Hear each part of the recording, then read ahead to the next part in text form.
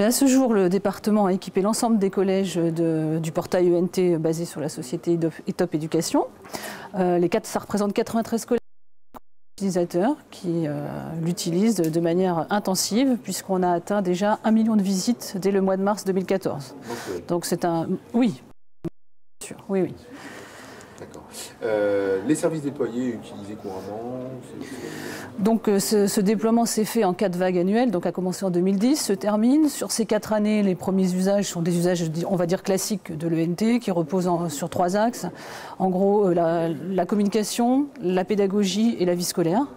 Et progressivement, le département, qui a fortement investi dans ce portail, comme beaucoup d'autres collectivités, souhaite pouvoir s'appuyer sur ce portail qui est maintenant approprié par les utilisateurs et notamment les familles, pour leur proposer de nouveaux services que la collectivité offre, de services dématérialisés via ce portail ENT que la collectivité offre aux familles, aux collèges et aux collégiens. Il s'agira quoi de quel type de service on va parler alors nous parlons le premier service qui sera proposé aux familles via l'ENT dès septembre 2014, c'est l'inscription à la restauration scolaire pour les familles via le portail ENT, avec possibilité de paiement en ligne aux consommateurs. Nouveauté, jusqu'à présent, ce n'était pas possible, c'était forcément un forfait qui était proposé aux familles. Donc là, on amène la souplesse et ceci va se faire de manière dématérialisée via l'ENT. En termes de gestion pour le département, c'est un gain de temps et un gain d'énergie, non?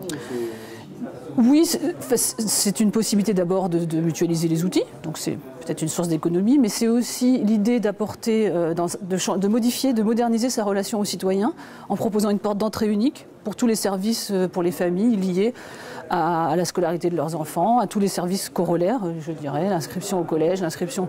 L'idée, c'est d'avoir une seule entrée unique pour tout ce qui concerne les enfants. Jusqu'à présent, ça se faisait en ligne ou au téléphone? Ah non, ça se faisait en papier, tout simplement. Oui, le département a pris un peu de retard sur toutes les procédures, téléprocédures, dématérialisation. Donc on va s'appuyer sur l'ENT. L'ENT sera un support à la dématérialisation pour avancer dans ce domaine. Si ce n'était pas dématérialisé, hop, vous allez directement sur l'ENT. Exactement, ça évite de multiplier les portails. Bon, ça permet de mutualiser les coûts, mais ça permet aussi, du point de vue de l'usager, de simplifier la relation à la collectivité.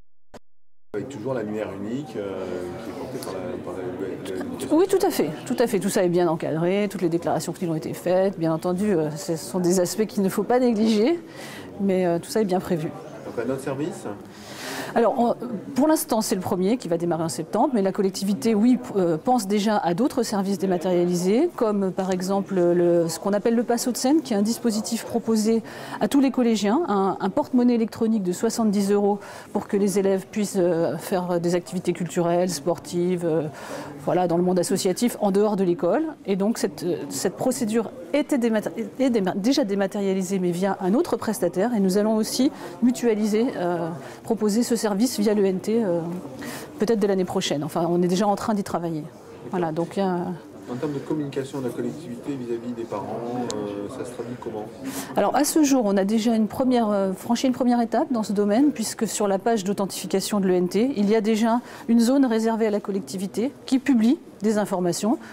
Alors grand public, mais évidemment, puisque ce sont les parents, les élèves, la communauté éducative qui se connecte à cette adresse internet, ce sont des informations ciblées. Il ne s'agit pas, c'est pas le site du Conseil général.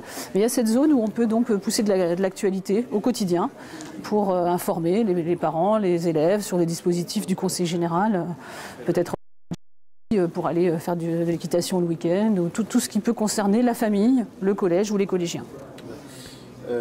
Question, qui au Conseil général, quelle équipe s'occupe de ça? La gestion technique ou administrative du portail, la communication? Parce qu'en fait, souvent les questions sont posées CEDUC ou collège, ou c'est la com?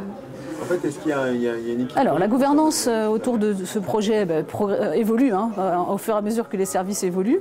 Il y a d'abord, c'est le pôle éducation qui pilote le projet ENC.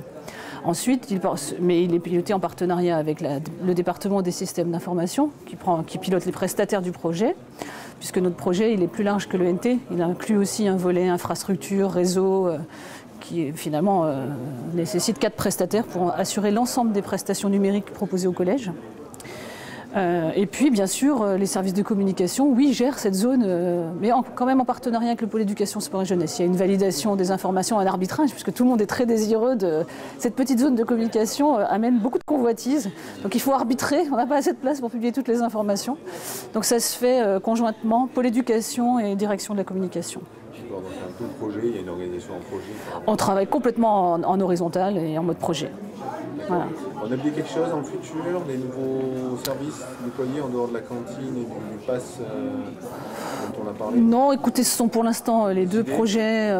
Les idées, c'est même d'aller un petit peu plus large, d'aller vraiment sur la famille au sens un peu plus large que le collège, puisque le département propose aussi d'autres dispositifs qui s'appellent Bébé Dom ou même la carte améthyste, et on va profiter finalement de l'ENT pour aller vers la dématérialisation finalement. Et il y a un projet d'un portail on ne sait pas encore s'il s'appellera portail famille, portail citoyen, qui va s'articuler avec l'ENT. Voilà.